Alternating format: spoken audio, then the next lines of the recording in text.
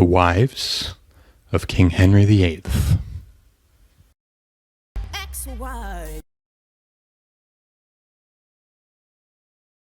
Welcome back to another episode of Connerly's Chronicles. Let's learn about King Henry VIII's second wife, Anne Boleyn.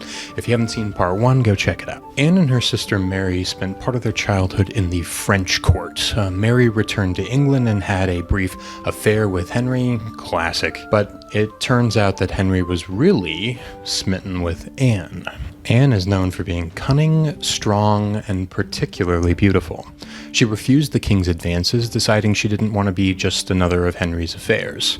Henry, not used to being told no, sought to cancel his marriage with Catherine through the Pope, and was told no again. He formed the Church of England, and did so anyways. Henry and Anne wed in January of 1533, and Anne gave birth to Elizabeth, who, spoiler alert, would eventually become queen. Henry, still obsessed with the idea of a male heir, continued to try for a son, but poor Anne endured a series of stillborn births. Henry lost interest in his wife, and can you guess what he did next? That's right, he had an affair. Shocking. When Henry became involved with another woman, Anne Boleyn became enraged and plotted to remove any woman Henry was involved with from the court by any means necessary, according to some historians.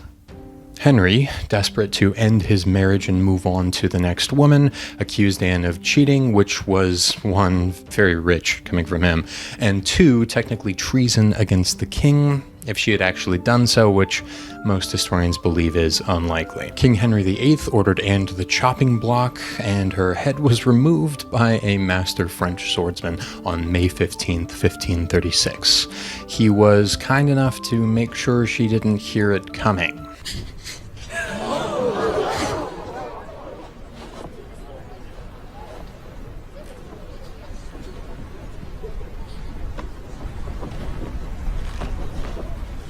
Put your arm down. Put your arm down.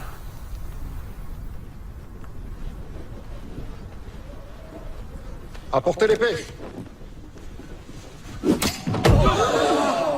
Where was Henry? Not there. He was already hanging out with his next wife. Feel bad for Anne Boleyn, me too, but just wait until the next wife. Thank you for spending some time with me to explore the story of